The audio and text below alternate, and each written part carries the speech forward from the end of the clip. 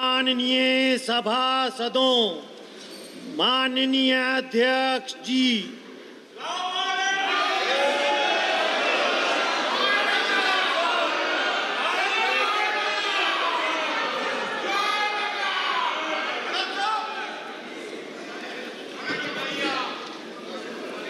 माननीय सदस्यगण, मुझे अपनी ओर से तथा सदन के माननीय सदस्यों की ओर से अंतर संसदीय संघ आईपीयू की प्रेसिडेंट और तंजानिया संयुक्त गणराज्य की नेशनल असेंबली के अध्यक्ष माननीय डॉक्टर तुलिया एक्सन का स्वागत करते हुए अत्यंत प्रसन्नता हो रही है। वे हमारी सम्मानित अतिथि के रूप में भारत की आधिकारिक यात्रा पर आई है। यह हमारे लिए खुशी की बात है कि डॉक्टर एक्सन बजट सत्र को देखने के लिए यहाँ उपस्थित है। माननीय डॉक्टर तुलिया एक्सन शुक्रवार दिनांक 19 जुलाई 2024 को भारत पहुंची। उन्होंने 21 जुलाई 2024 को आगरा का भ्रमण किया और इस समय वह विशेष बॉक्स में आसीन है। हम भारत में उनके सुखद और सफल प्रवास की कामना करते हैं। हम अंतर संसदीय संघ के प्रेसिडेंट के रूप में उनकी भूमिका के लिए सफलता की भी कामना करते हैं। उनके माध्यम से हम तंजानिया गणराज्य की संसद के सदस्यों, तंजानिया की सरकार तथा वहाँ की मित्र जनता को बधाई और शुभकामनाएं देते हैं। माननीय सदस्यगण, जैसा कि आपको समाचार भाग 2 के माध्यम से पहले ही सूचित किया जा चुका है कि माननीय वित्त मंत्री जी के बजट भाषण की प्रतियां हार्ड कॉपी के रूप में उपलब्ध कराई जाएगी। अतः बजट प्रस्तुत हो जाने के पश्चात माननीय सदस्य कृपया बजट भाषण की अपनी अपनी प्रति प्रकाशन काउंटर से प्राप्त कर लें। आपको ये भी सूचित किया जाता है कि माननीय मंत्री द्वारा बजट प्रस्तुत किए जाने के पश्चात बजट की प्रतियां आपको मेंबर्स पोर्टल के माध्यम से भी उपलब्ध करा दी जाएगी। माननीय वित्त मंत्री Shrimati Nirmala Sitharaman.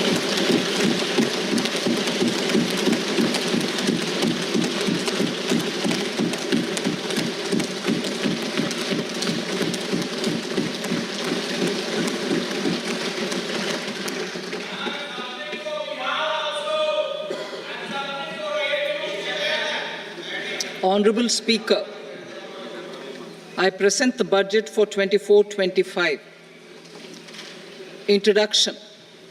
The people of India have reposed their faith in the government led by Honorable Prime Minister Shri Narendra Modi and re-elected it for a historic third term under his leadership.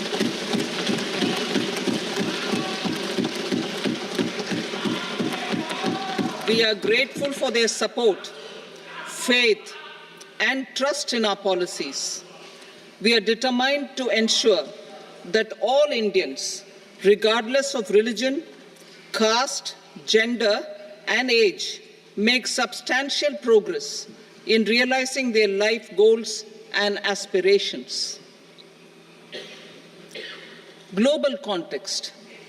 The global economy, while performing better than expected, is still in the grip of policy uncertainties. Elevated asset prices, political uncertainties, and shipping disruptions continue to pose significant downside risks for growth and upside risks to inflation. In this context, India's economic growth continues to be the shining exception and will remain so in the years ahead.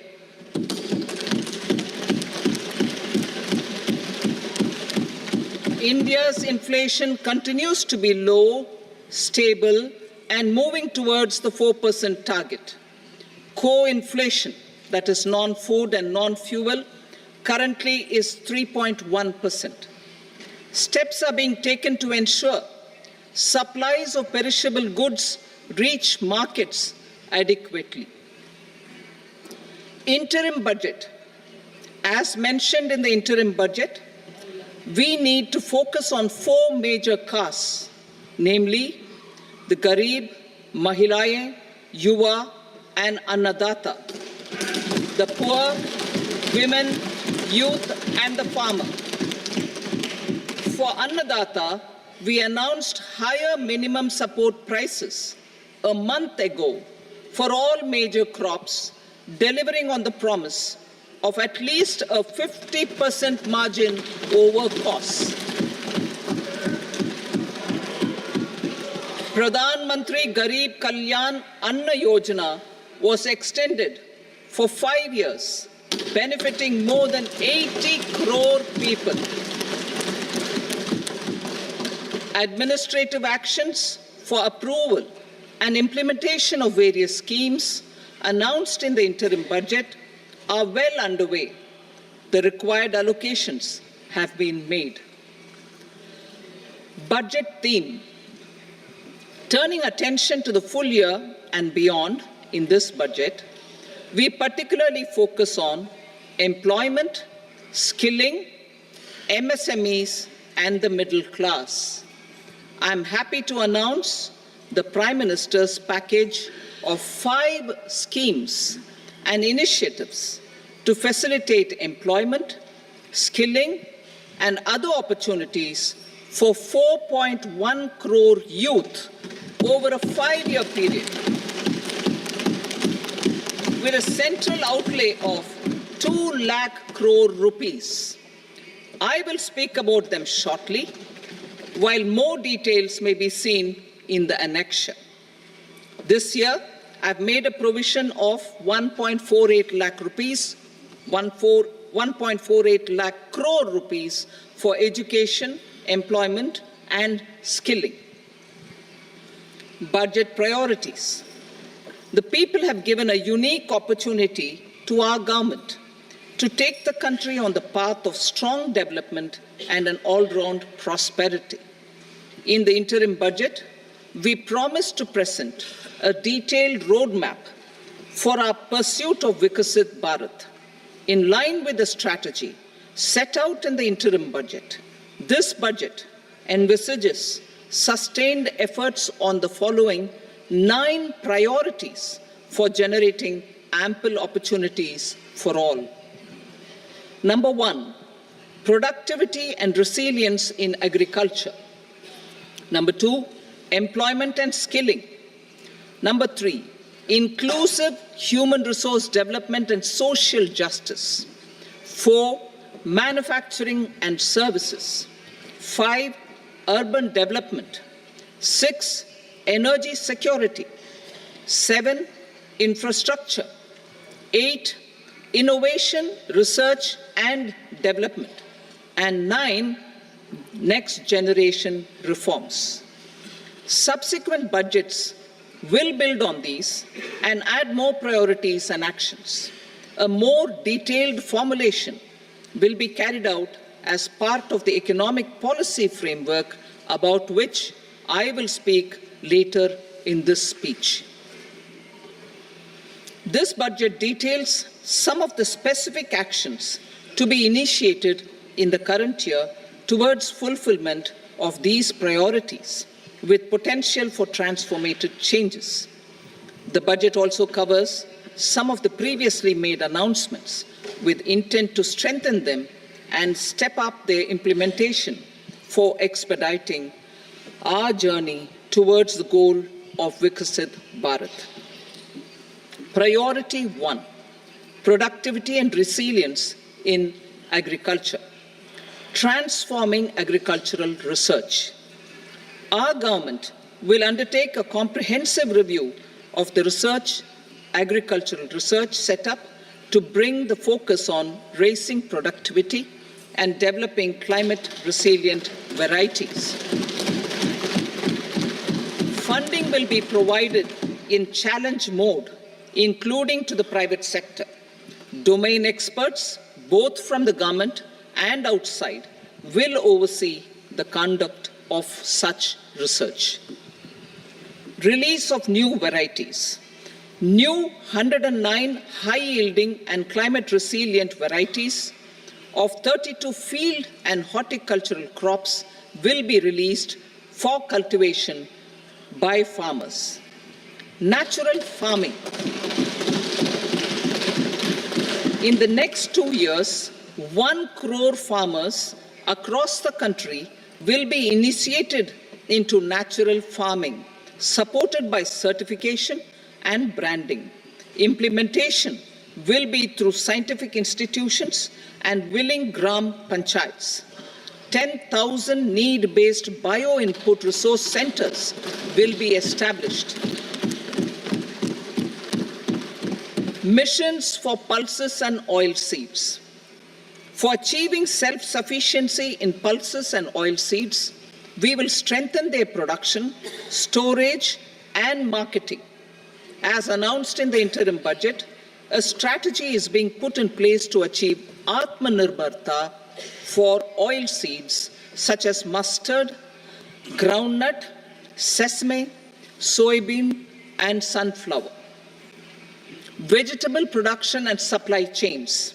Large-scale clusters for vegetable production will be developed closer to major consumption centers.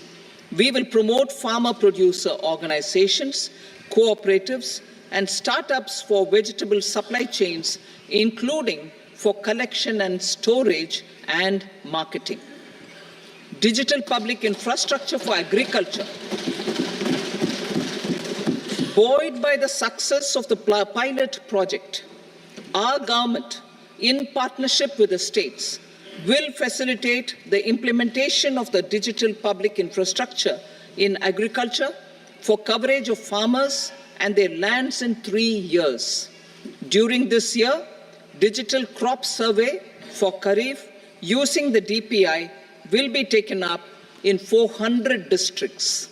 The details of 6 crore farmers and their lands will be brought into the farmer and land registries. Further, the issuance of Jan Samarth-based Kisan credit cards will be enabled in 5 states. Shrimp production and export. Financial support for setting up a network of nucleus breeding centers for shrimp brood stocks will be provided. Financing for shrimp farming, processing, and export will be facilitated through NABARD. National cooperation policy. Our government will bring out a national cooperation policy for systematic, orderly, and all-round development of the cooperative sector, fast-tracking growth of rural economy and generation of employment opportunities on a large scale will be the policy goal. This year, I have made a provision of 1.52 lakh crore rupees for agriculture and allied sectors.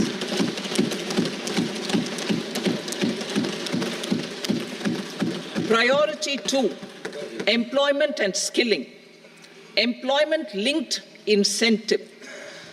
Our government will implement following 3 schemes for employment-linked incentive as part of the Prime Minister's package.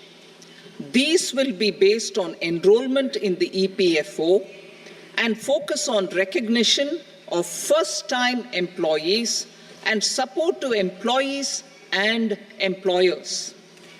Scheme A, first-timers. This scheme will provide 1 month wage to all persons newly entering the workforce in all formal sectors.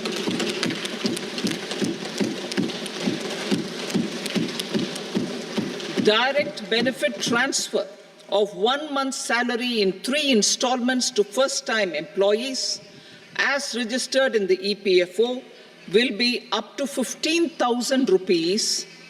The eligibility limit will be a salary of 1 lakh per month. The scheme is expected to benefit 210 lakh youths.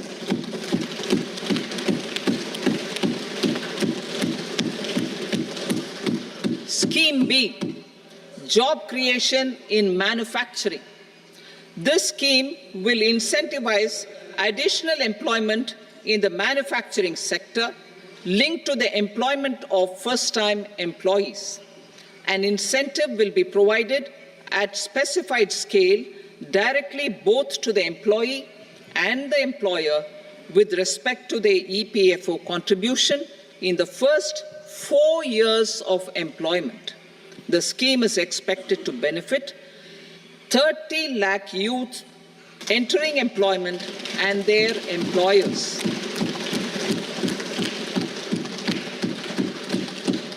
Scheme C, support to employers. This employer-focused scheme will cover additional employment in all sectors. All additional employment within a salary of 1 lakh rupee per month will be counted. The government will reimburse to employers up to 3,000 rupees per month for 2 years towards the EPFO contribution for each additional employee. The scheme is expected to incentivize additional employment of 50 lakh persons.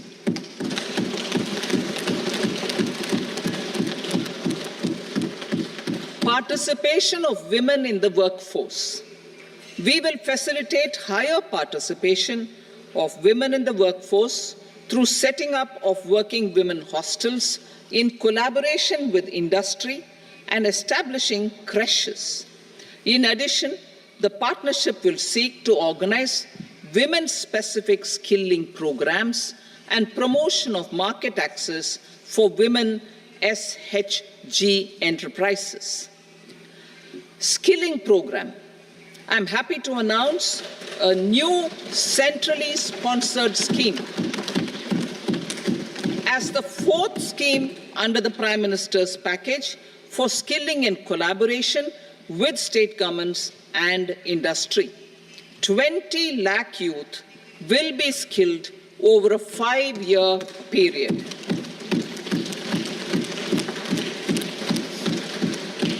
"1,000 industrial training institutes will be upgraded in hub and spoke arrangements with outcome orientation. Course content and design will be aligned to the skill needs of industry, and new courses will be introduced for emerging needs." Skilling loans. The model skill loan scheme will be revised to facilitate loans up to 7.5 lakh rupees with a guarantee from a government-promoted fund. This measure is expected to help 25,000 students every year.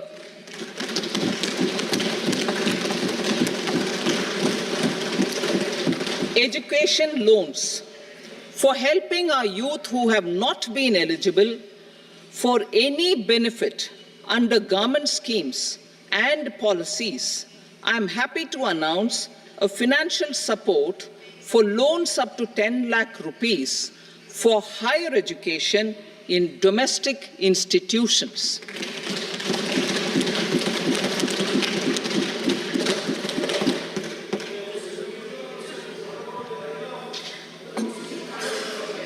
E-vouchers for this purpose. E-vouchers for this purpose will be given directly to 1 lakh students every year for annual interest subvention of 3% of the loan amount. Priority 3, inclusive human resource development and social justice. Saturation approach. Our government is committed to all-round, all-pervasive and all-inclusive development of people, particularly farmers, youth, women, and the poor. For achieving social justice comprehensively, the saturation approach of covering all eligible people through various programs, including those for education and health, will be adopted to empower them by improving their capabilities. Implementation of schemes meant for supporting economic activities by craftsmen artisans, self-help groups, scheduled caste, scheduled tribe, and women entrepreneurs and street vendors such as the PM Vishwakarma, PM Swanidhi, National Livelihood Missions, and Stand Up India will be stepped up. Purvodaya. The states in the eastern part of the country are rich in endowments and have strong cultural traditions.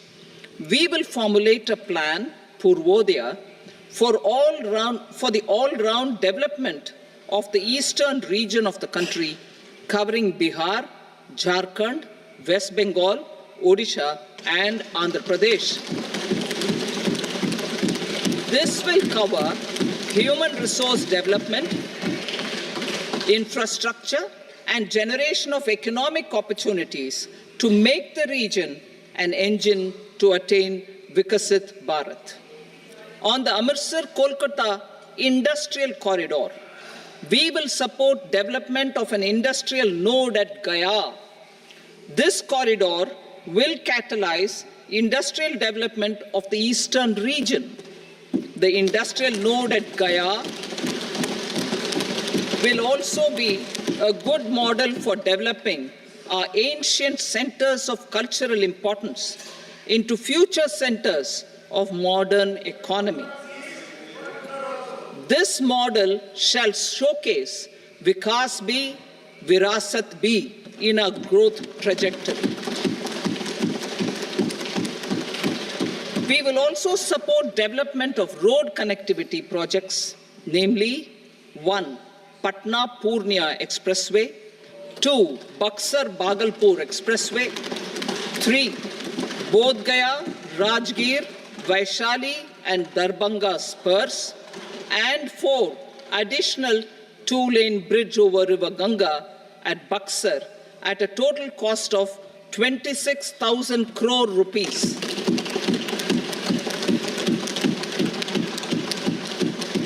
Power projects, including setting up of a new 2,400 megawatt power plant at Pir Painti, will be taken up at a cost of 21,400 crore rupees. New airports, medical colleges, and sports infrastructure in Bihar will be constructed. An additional allocation to support capital investments will be provided. The requests of Bihar government for external assistance from multilateral development banks will be expedited.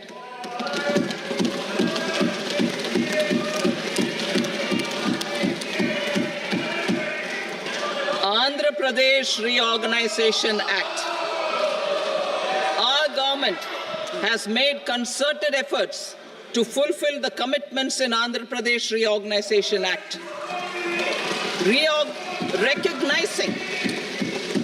Recognizing the state's need for the capital, recognizing the state's need for a capital, we will facilitate special financial support through multilateral development agencies.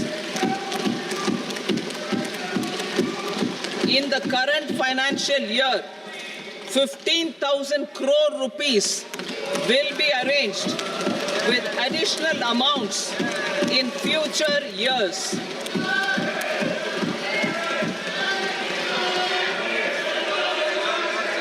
Our government is fully committed to financing and early completion of the Polavaram irrigation project, which is the lifeline for Andhra Pradesh and its farmers. This will facilitate our country's food security as well. Under the Andhra Pradesh Reorganization Act, for promoting industrial development, funds will be provided for essential infrastructure such as water, power, railways, and roads. In Koparti node on the Visakhapatnam-Chennai Industrial Corridor and Varavakal node on the Hyderabad-Bangalore Industrial Corridor. An additional allocation will be provided this year towards capital investment for economic growth. Grants for backward regions of Rayalaseema, Prakasham, North Coastal Andhra, as stated in the Act, will be provided. PM Awas Yojana.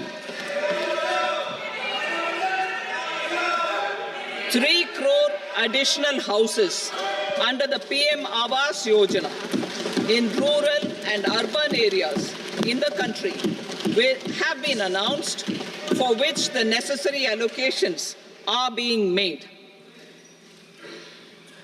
Women-led development. For promoting women-led development, the budget carries an allocation of more than 3 lakh crore for schemes benefiting women and girls. This signals our government's commitment for enhancing women's role in economic development. Pradhan Mantri Janjatiya Unnat Gram Abhiyan. For improving the socio-economic condition of tribal communities, we will launch the Pradhan Mantri Janjatiya Unnat Gram Abhiyan by adopting saturation coverage for tribal families in tribal majority villages and aspirational districts.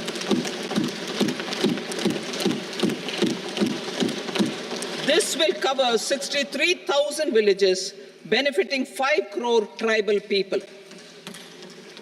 Bank branches in northeastern region. More than 100 branches of India Post Payment Bank will be set up in the northeast region to expand the banking services. This year, I have made a provision of 2.66 lakh crore rupees for rural development, including rural infrastructure. Priority 4, manufacturing and services, support for promotion of MSMEs. This budget provides special attention to MSMEs and manufacturing, particularly labor-intensive manufacturing.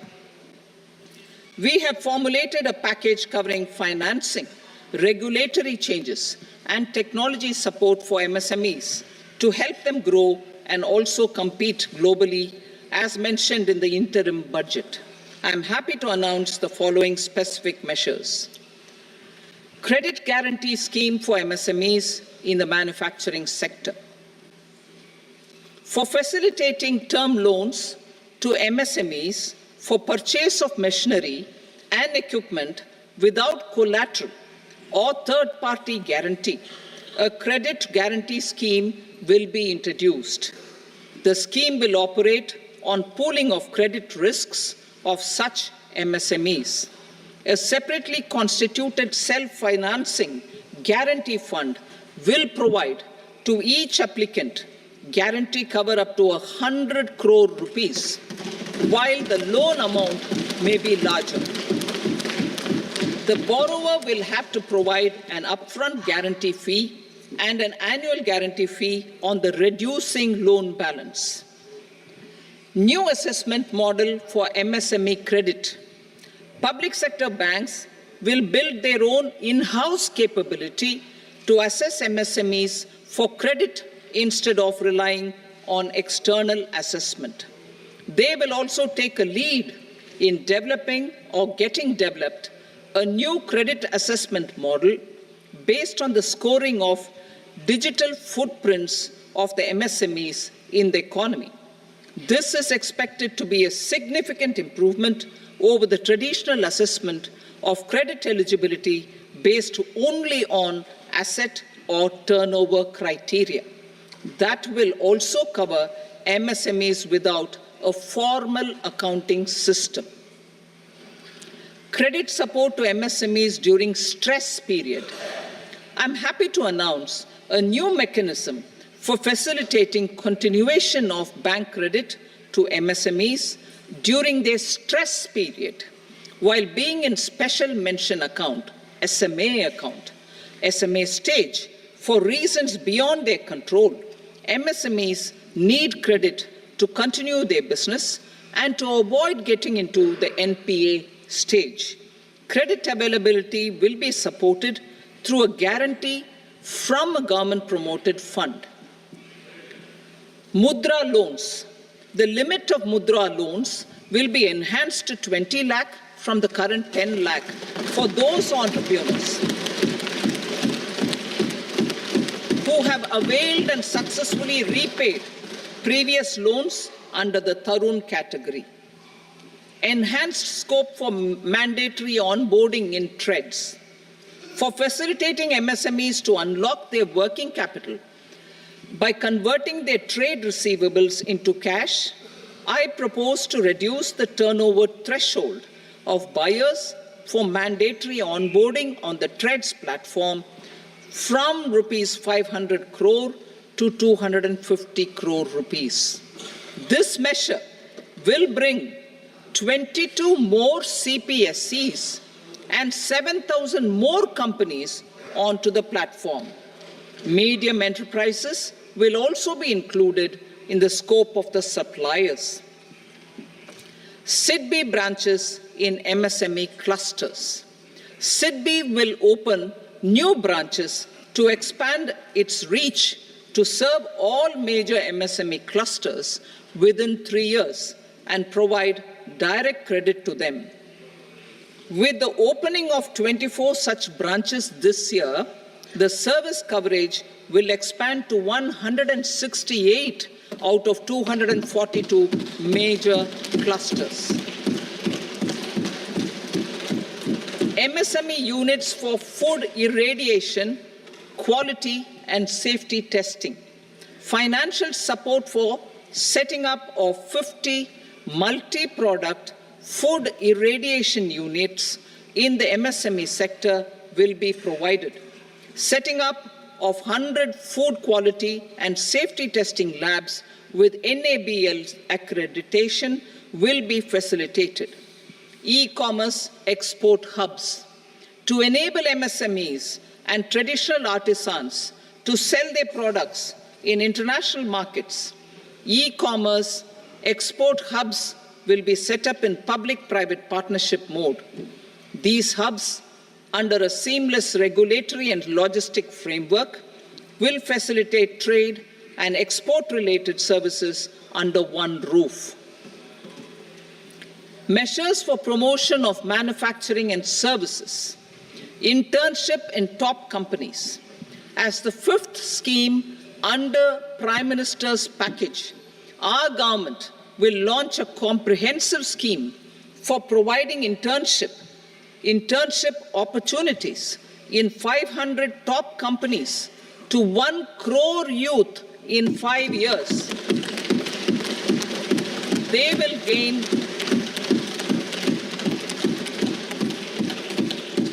will gain exposure for 12 months to real-life business environment, varied professions, and employment opportunities. An internship allowance of 5,000 per month, 5,000 rupees per month, along with a one-time assistance of 6,000 rupees will be provided. Companies will be expected to bear the training cost and 10% of their internship cost from their CSR funds. Industrial parks. Our government will facilitate development of investment-ready, plug-and-play industrial parks with complete infrastructure in or near 100 cities in partnership with the states and private sector by better using town planning schemes. 12 industrial parks under the National Industrial Corridor Development Program also will be sanctioned.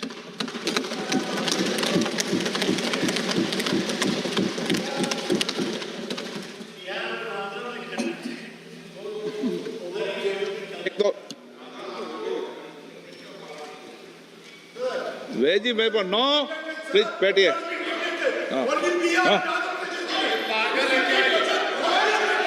rental housing with dormitory type accommodation for industrial workers will be, just 1 minute. Rental housing, I repeat, rental housing with dormitory type accommodation for industrial workers will be facilitated in PPP mode with VGF support and commitment from anchor industries. Shipping industry, ownership, leasing, and flagging reforms will be implemented to improve the share of Indian shipping industry and generate more employment. Critical mineral mission.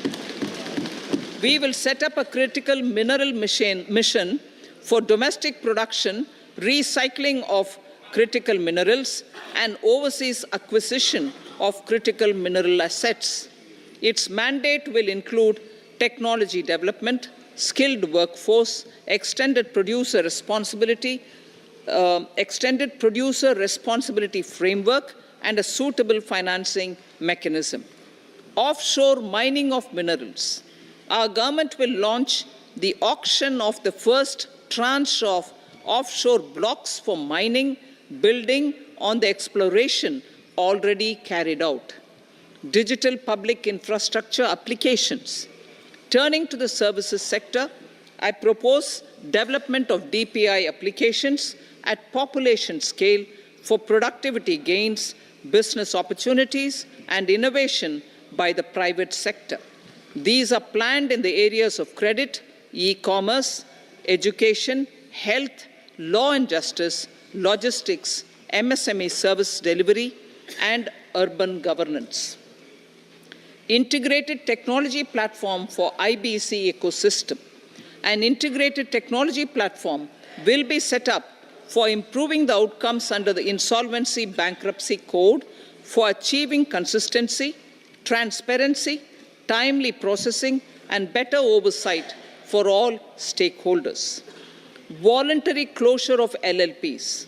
The services of the Center for Processing Accelerated Corporate Exit, CPACE, will be extended for voluntary closure of LLPs to reduce the closure times. National Company Law Tribunals. The IBC has resolved more than 1,000 companies, resulting in direct recovery of 3.3 lakh crore to creditors. 3.3 lakh crore rupees to creditors. In addition, 28,000 cases involving over 10 lakh crore rupees have been disposed of even prior to admission. Appropriate changes to the IBC, reforms and strengthening of the tribunal and appellate tribunals will be initiated to speed up insolvency resolution. Additional tribunals will be established. Out of those, some will be notified to decide cases exclusively under the Companies Act. Debt recovery. Steps for reforming and strengthening debt recovery tribunals will be taken. Additional tribunals will be established to speed up recovery. Priority 5, urban development. Cities as growth hubs. Working with states, our government will facilitate development of cities as growth hubs. This will be achieved through economic and transit planning and orderly development of peri-urban areas utilizing town planning schemes. Creative redevelopment of cities. For creative brownfield redevelopment of existing cities with a transformative impact, our government will formulate a framework for enabling policies, market-based mechanisms, and regulation. Transit-oriented development. Transit-oriented development plans for 14 large cities with a population above 30 lakh will be formulated, along with an implementation and financing strategy. Urban housing. Under the PM Awas Yojana, Urban 2.0, housing needs of 1 crore urban poor and middle-class families will be addressed with an investment of 10 lakh crore rupees.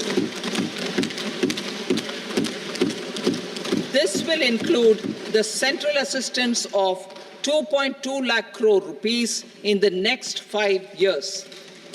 A provision of interest subsidy to facilitate loans at affordable rates is also envisaged. In addition, enabling policies and regulations for efficient and transparent rental housing markets with enhanced availability will also be put in place. Water supply and sanitation. In partnership with state governments and multilateral development banks, we will promote water supply, sewage treatments, and solid waste management projects and services for 100 large cities through bankable projects. These projects will also envisage use of treated water for irrigation and filling up of tanks in nearby areas. Street markets. Building on the success of PM Swanidhi scheme in transforming the lives of street vendors, our government envisions a scheme to support each year over the next 5 years the development of 100 weekly hearts or street food hubs in select cities. Stamp duty. We will encourage states which continue to charge high stamp duty to moderate the rates for all and also consider further lowering duties for properties purchased by women. This reform will be made an essential component of urban development schemes. Priority 6, energy security, energy transition. In the interim budget, I had announced our strategy to sustain high and more resource-efficient economic growth, along with the energy security in terms of availability, accessibility, and affordability. We will bring out a policy document on appropriate energy transition pathways that balances the imperatives of employment, growth, and environmental sustainability. PM Surya Ghar Muft Bijli Yojana. PM Surya Ghar Muft Bijli Yojana. In line with the announcement in the interim budget,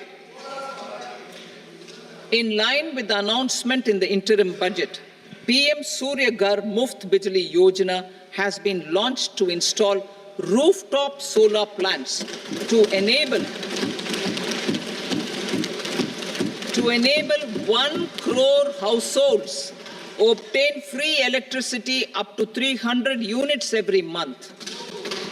The scheme has generated remarkable response with more than 1.28 crore registrations and 14 lakh applications, and we will further encourage it. Pumped storage policy. A policy for promoting pumped storage projects will be brought out for electricity storage and facilitating smooth integration of the growing share of renewable energy with its variable and intermittent nature in the overall energy mix. Research and development of small and modular nuclear reactors.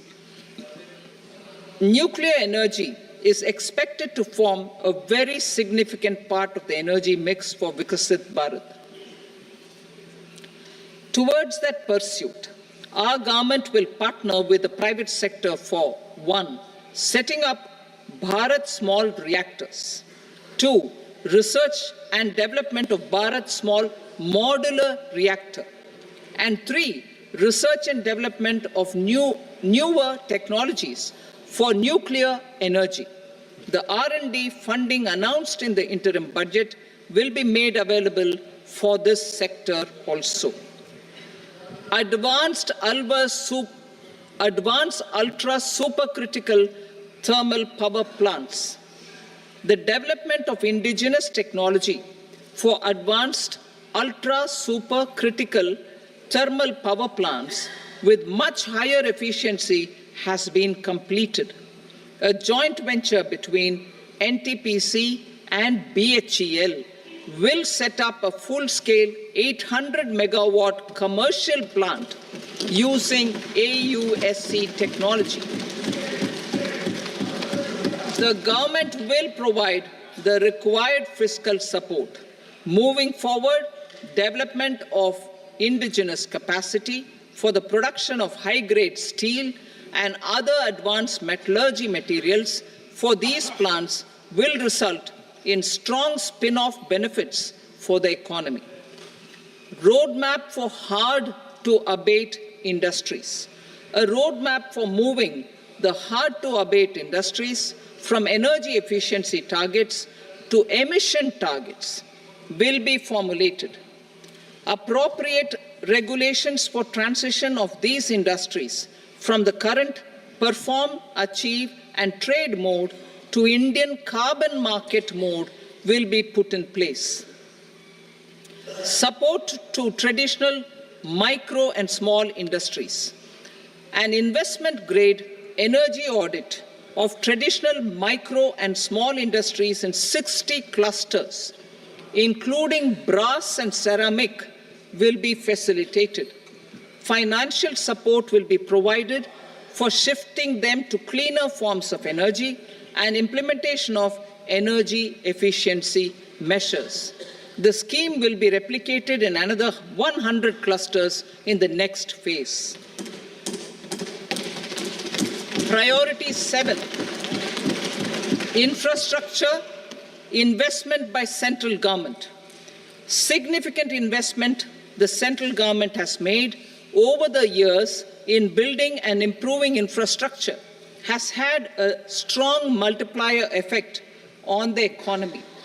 We will endeavor to maintain strong fiscal support for infrastructure over the next 5 years in conjunction with imperatives of other priorities and fiscal consolidation.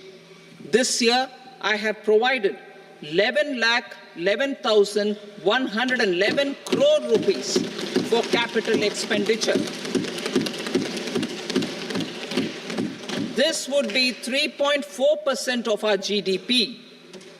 Infrastructure investment by state governments. We will encourage states to provide support of similar scale for infrastructure, subject to their development priorities. A provision of 1.5 lakh crore rupees for long-term interest-free loans have been made this year also to support the states in their resource allocation. Private investment in infrastructure. Investment in infrastructure by private sector will be promoted through viability gap funding and enabling policies and regulations. A market-based financing framework will be brought out. Pradhan Mantri Gram Sadak Yojana. Phase 4 of the PMGSY will be launched to provide all-weather connectivity to 25,000 rural habitations, which have become eligible in view of their population increase. Irrigation and flood mitigation. Bihar has frequently suffered from floods, many of them originating outside the country. Plans to build flood control structures in Nepal are yet to progress. Our government, through the Accelerated Irrigation Benefit Program and other sources, will provide financial support for projects with estimated cost of 11,500 crore rupees, such as the Kosi-Michi intra-state link and 20 other ongoing and new schemes, including barrages, river pollution abatement, and irrigation projects. In addition, survey and investigation of Kosi-related flood mitigation and irrigation projects will be undertaken.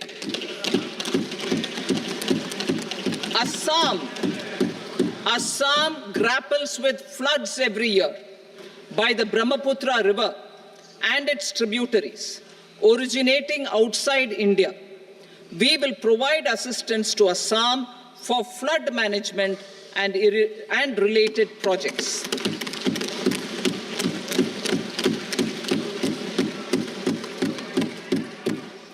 Himachal Pradesh suffered extensive losses due to floods last year. Our government will provide assistance to the state for reconstruction and rehabilitation through multilateral development assistance.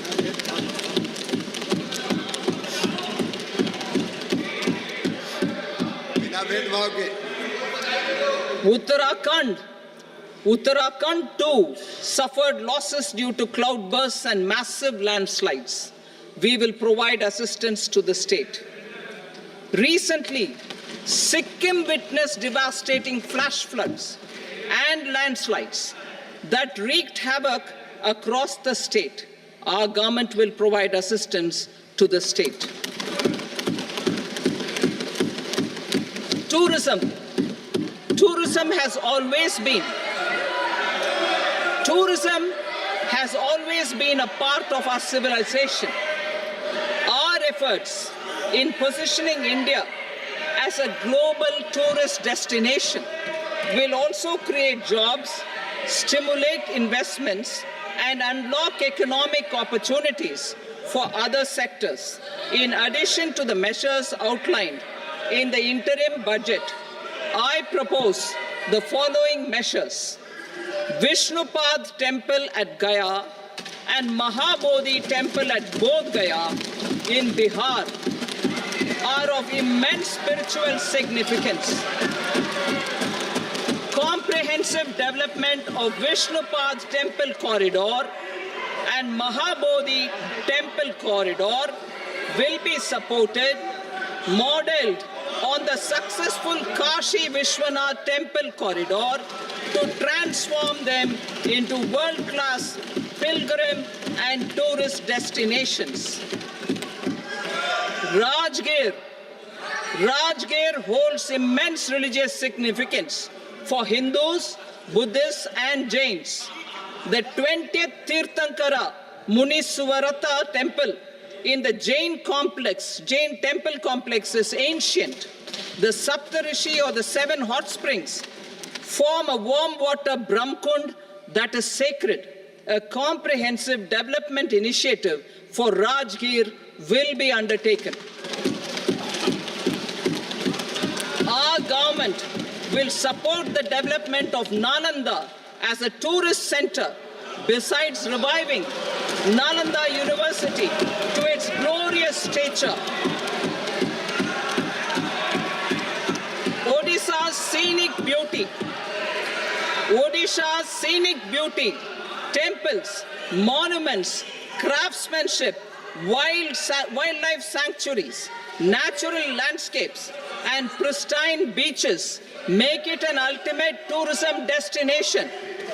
Our government will provide assistance for their development to Odisha as well.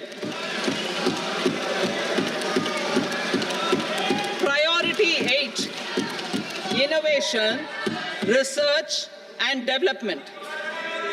We will operationalize the Anusandhan National Research Fund for basic research and prototype development.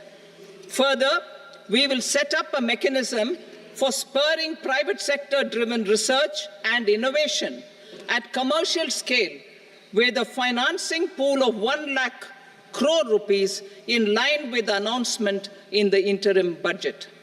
Space economy. With our continued emphasis on expanding the space economy by 5 times in the next 10 years, a venture capital fund of 1,000 crore rupees will be set up. Priority 9, next generation reforms. Economic policy framework. We will formulate an economic policy framework to delineate the overarching approach to economic development and set the scope of the next generation of reforms for facilitating employment opportunities and sustaining high growth. Our government will initiate and incentivize reforms for 1. Improving productivity of factors of production, and 2. Facilitating markets and sectors to become more efficient. These reforms will cover all factors of production, namely land, labor, capital, and entrepreneurship, and technology as an enabler of improving total factor productivity and bridging inequality. Effective implementation of several of these reforms requires collaboration between the center and the states, and building consensus as development of the country lies in development of the states. For promoting competitive federalism and incentivizing states for faster implementation of reforms, I propose to earmark a significant part of the 50-year interest-free loan. Working with the states, we will initiate the following reforms.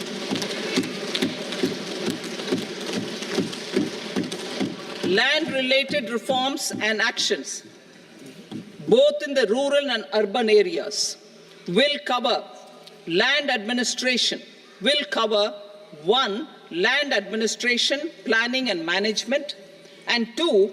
Urban planning usage and building bylaws. These will be incentivized for completion within the next 3 years through appropriate fiscal support. Rural land-related actions. Rural land-related actions will include 1. Assignment of unique land parcel identification number, UL PIN, or Bhu Aadhaar for all lands. 2. Digitization of cadastral maps. 3. Survey of subdivisions, survey of map subdivisions as per current ownership. 4. Establishment of land registry. And 5.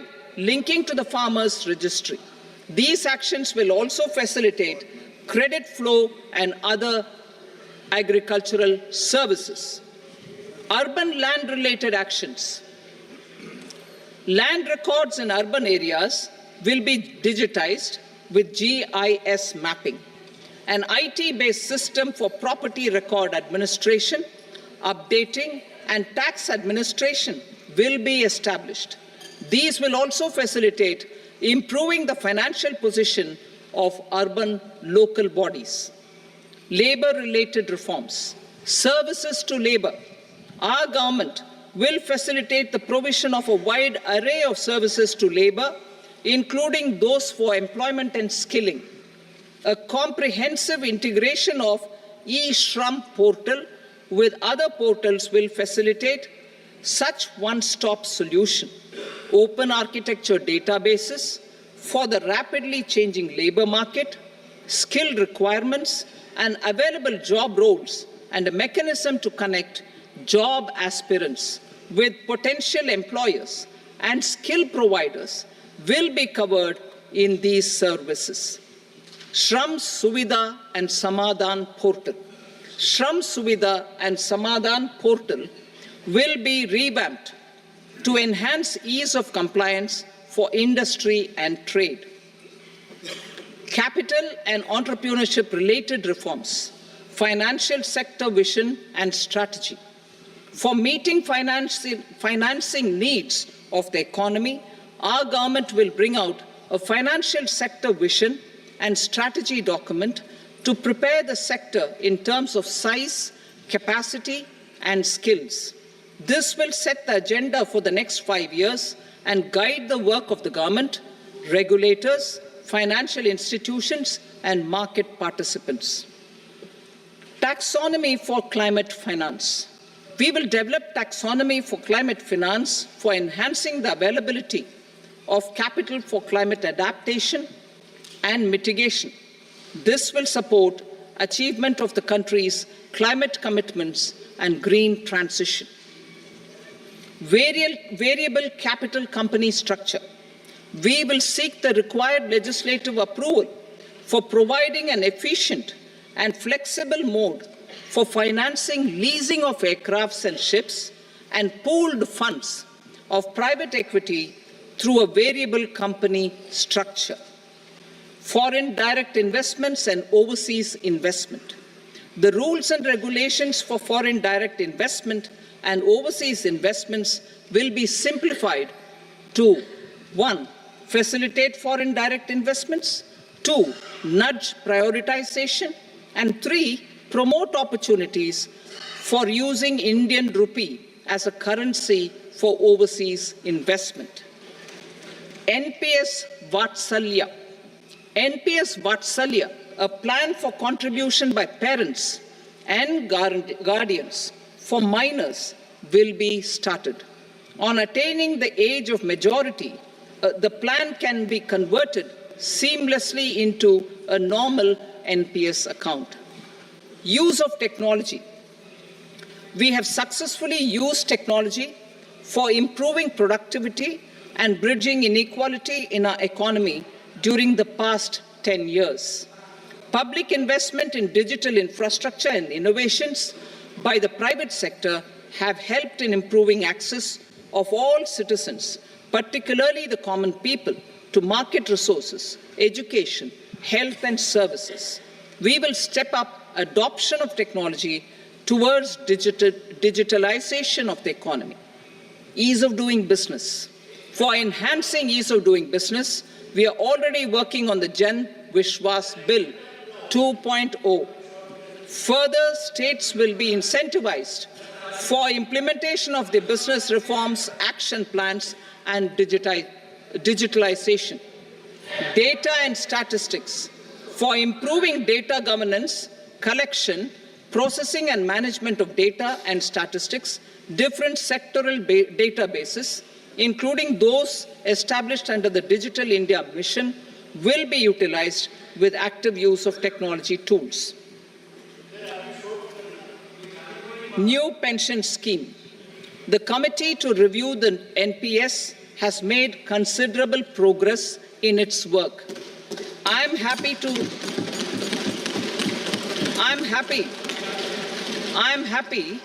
that the staff side of the National Council of the Joint Consultative Machinery for Central Government Employees has taken a constructive approach.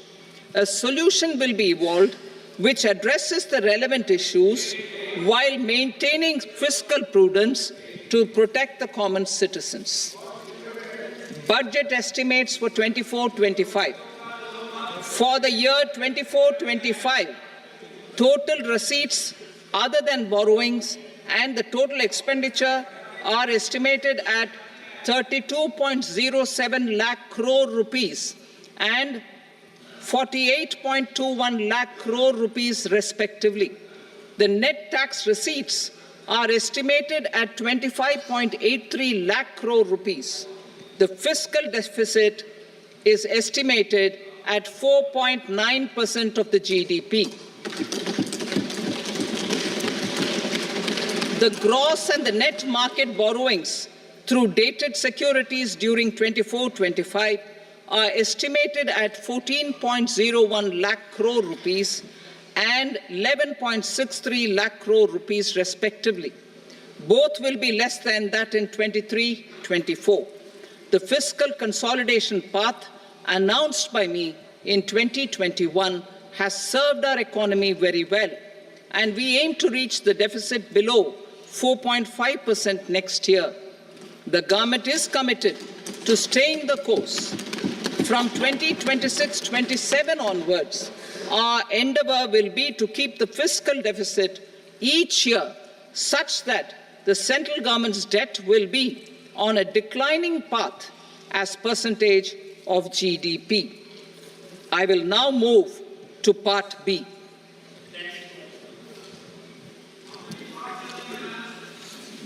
Indirect taxes.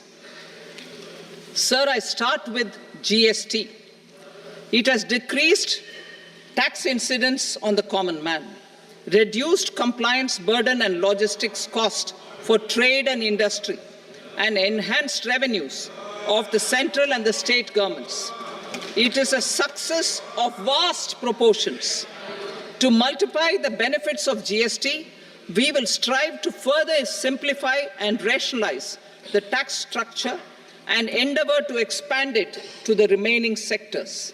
My proposals for custom duties My proposals for customs duties intend to support domestic manufacturing, deepen local value addition, promote export competitiveness, and simplify taxation while keeping the interest of the general public and consumers paramount.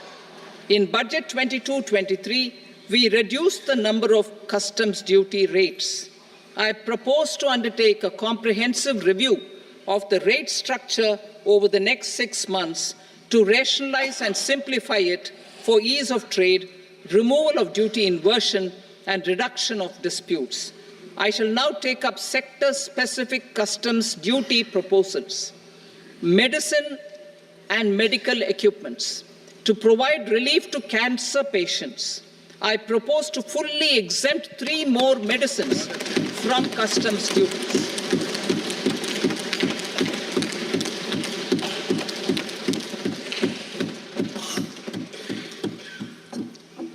I also propose changes in the BCD on X-ray tubes and flat panel detectors for use in medical X-ray machines under the phased manufacturing program so as to synchronize them with the domestic capacity addition. Mobile phone and related parts. With a 3-fold increase in domestic production and almost a 100-fold jump in exports of mobile phones over the last 6 years, the Indian mobile industry has matured. In the interest of consumers, I now propose to reduce the BCD on mobile phone, mobile PCBA, and mobile charger to 15%. Critical minerals. Minerals such as lithium, copper, cobalt, and rare earth elements are critical for sectors like nuclear energy, renewable energy, space, defense, telecommunications, and high-tech electronics. I propose to fully exempt customs duties on 25 critical minerals and reduce BCD on 2 of them. This will provide a major fillip to the processing and refining of such minerals and help secure their availability for these strategic and important sectors. Solar energy. Energy transition is critical in the fight against climate change. To support energy transition, I propose to expand the list of exempted capital goods for use in the manufacture of solar cells and panels in the country. Further, in view of sufficient domestic manufacturing capacity of solar gas, glass, and tinned copper interconnect, I propose not to extend the exemption of custom duties provided to them. Marine products. India's seafood exports in the last financial year touched an all-time high of more than 60,000 crores of rupees. Frozen shrimp accounted for about 2/3 of these exports. To enhance their competitiveness, I propose to reduce BCD on certain broodstock, polychaete worms, shrimp, and fish feed to 5%. I also propose to exempt customs duty on various inputs for manufacture of shrimp and fish feed. Leather and textile. Similarly, to enhance the competitiveness of exports in the leather and textile sectors, I propose to reduce BCD on real down-filling material from duck or goose. I am also making additions to the list of exempted goods for manufacture of leather and textile garments, footwear, and other leather articles for export.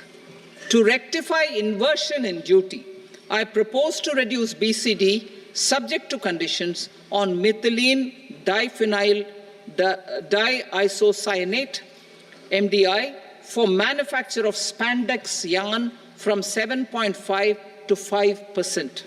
Furthermore, the export duty structure on raw hides, skin, and leather is proposed to be simplified and rationalized.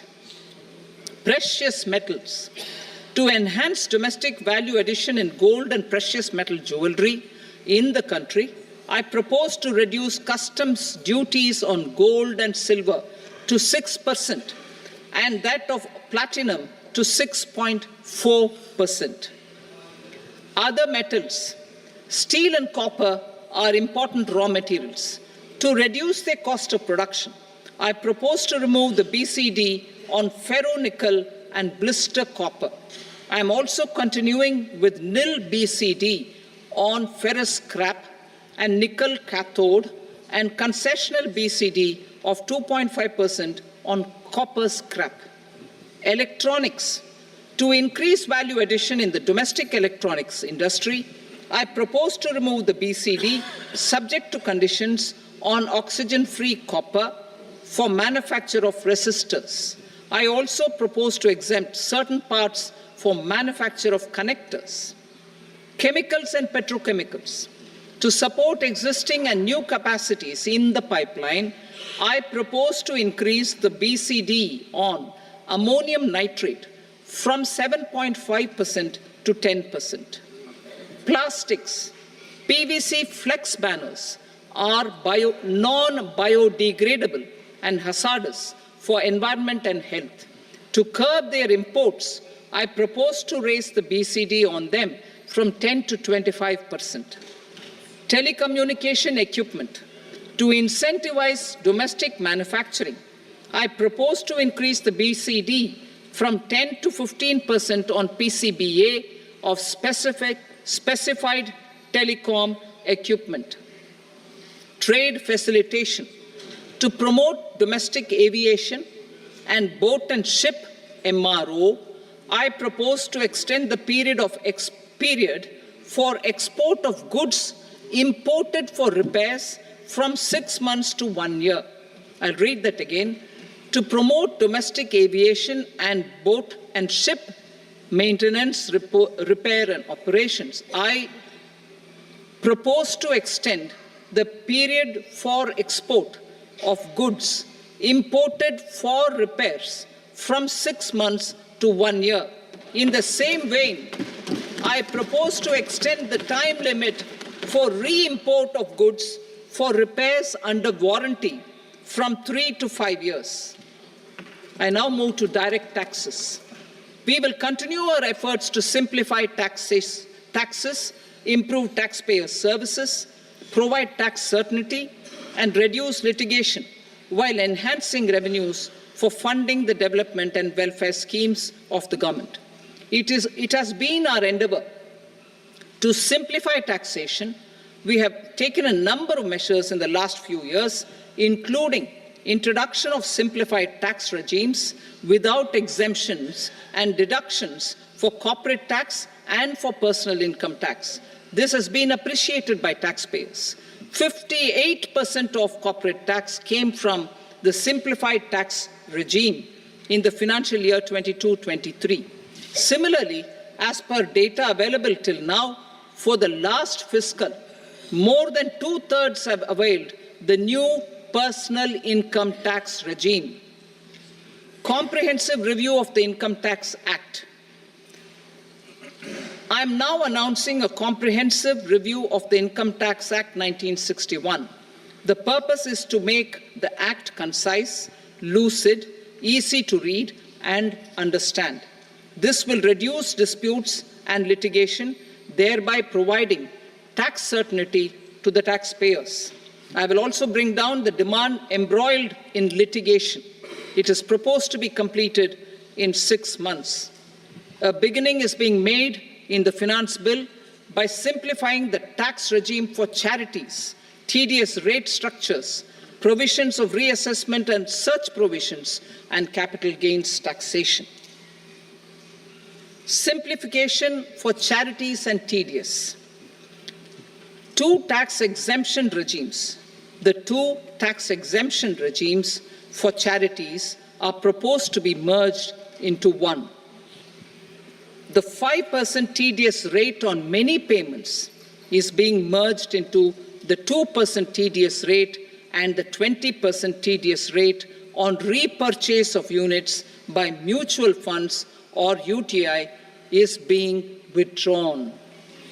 TDS rate on e-commerce operators is proposed to be reduced from 1 to 0.1%. Moreover, credit of TCS is proposed to be given in the TDS to be deducted on salary.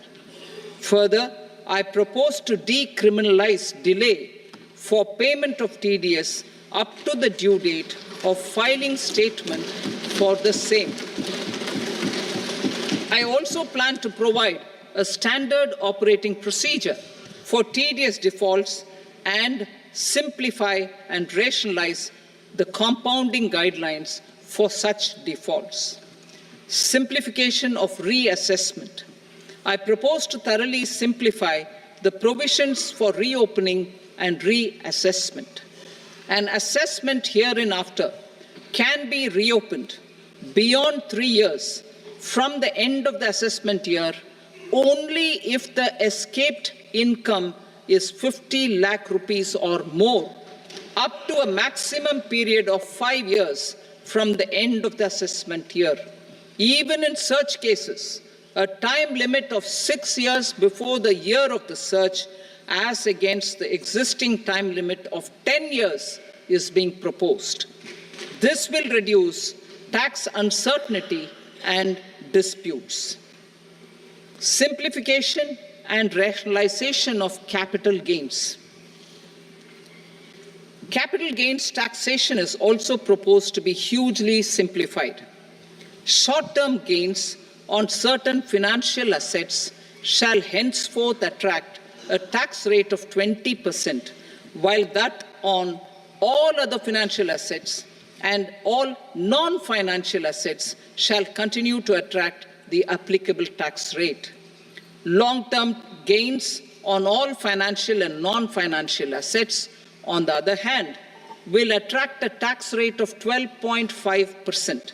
For the benefit of the lower and the middle income classes, I propose to increase the limit of exemption of capital gains on certain financial assets to 1.25 lakh rupees per year. Listed financial assets held for more than a year will be classified as long-term, while unlisted financial assets and all non-financial assets will have to be held for at least 2 years to be classified as long-term. Unlisted bonds and debentures, debt mutual funds, and market-linked debentures, irrespective of holding period, however, will attract tax on capital gains at applicable rates. Taxpayer services. All the major taxpayer services under GST and most services under customs and income tax have been digitalized. All remaining services of customs and income tax, including rectification and order giving effect to appellate orders, shall be digitalized and made paperless over the next 2 years. Litigation and appeals.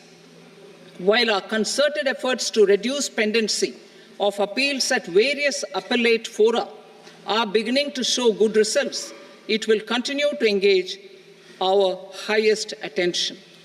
To dispose of the backlog of first appeals, I plan to deploy more officers to hear and decide such appeals, especially those with large tax effect. For resolution of certain income tax disputes pending in appeal, I am also proposing Vivad Se Vishwas Scheme 2024. Further, I propose to increase monetary limits for filing appeals related to direct taxes, excise, and service tax in the tax tribunals, high courts, and Supreme Court to 60 lakh rupees, 2 crore rupees, and 5 crore respectively. With a view to reduce litigation and provide certainty in international taxation, we will expand the scope of safe harbor rules and make them more attractive. We will also streamline the transfer pricing assessment procedure. Employment and investment. I have a few proposals to promote investment and foster employment. First of all, to bolster the Indian startup ecosystem, boost the entrepreneurial spirit, and to support innovation, I propose to abolish the so-called angel tax for all classes of investors. Second, there is tremendous potential for cruise tourism in India.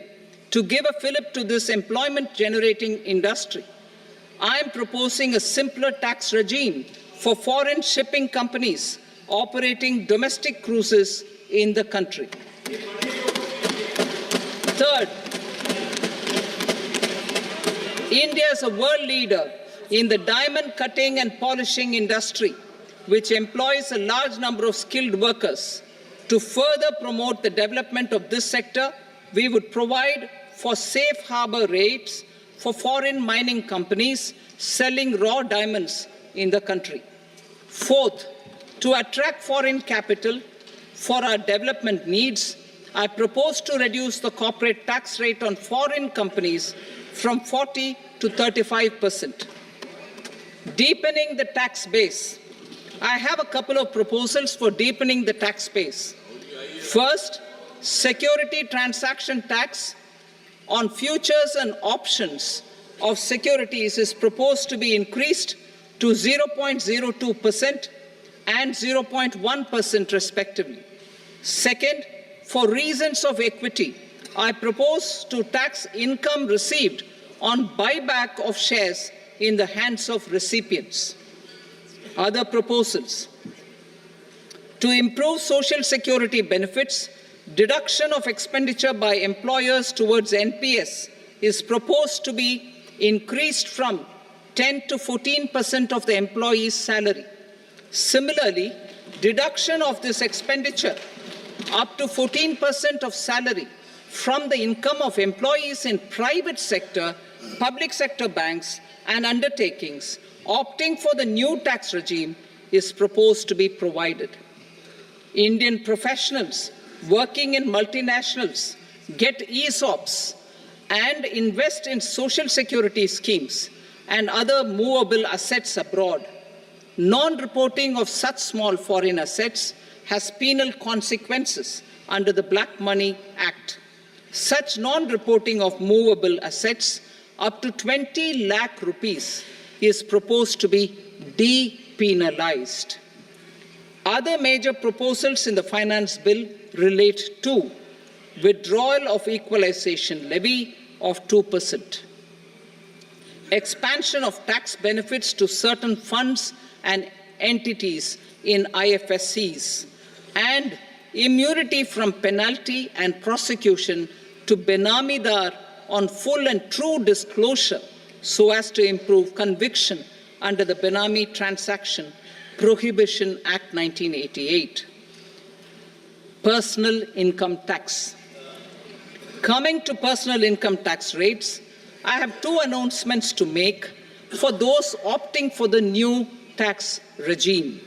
First, the standard deduction for salaried employees is proposed to be increased from 50,000 to 75,000 rupees.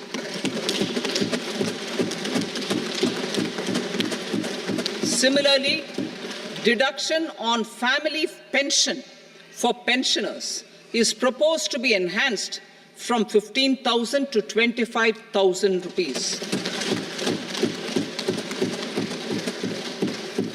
This will provide relief to about 4 crore salaried individuals and pensioners.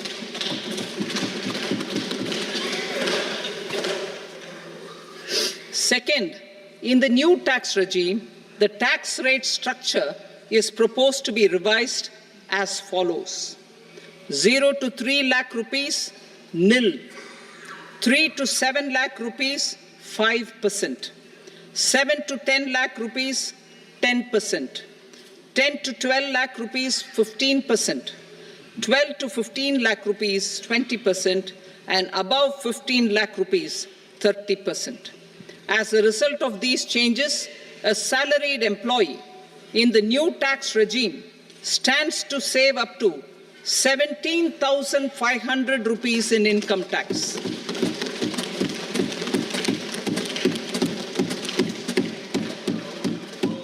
Apart from these, I am also making some other changes as given in the annexure. As a result of these proposals, revenue of about 37,000 crore, that is 29,000 crore in direct taxes and 8,000 crore in indirect taxes will be foregone, while revenue of about 30,000 crore rupees will be additionally mobilized. Thus, the total revenue foregone is about 7,000 crores annually. Mr. Speaker, sir, with this, I commend the budget to this august House. Jai Hind.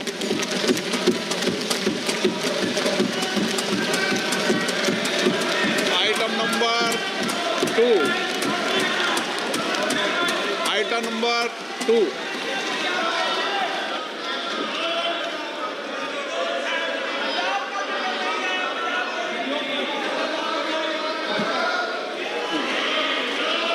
Sir, with your permission, I rise to lay on the table the following statements under Section 3 of the Fiscal Responsibility and Budget Management, FRBM Act 2003, medium-term fiscal policy cum fiscal policy strategy statement and macroeconomic framework statement.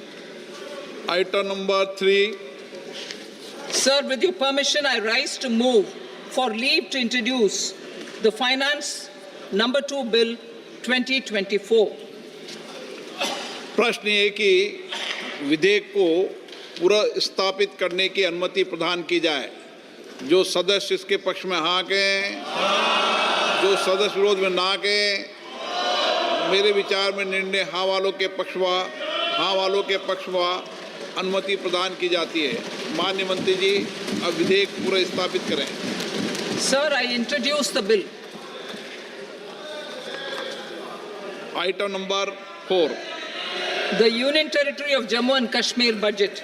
Sir, I rise to present a statement, Hindi and English versions, of the estimated receipts and expenditure of the Union Territory of Jammu and Kashmir for the year 24-25.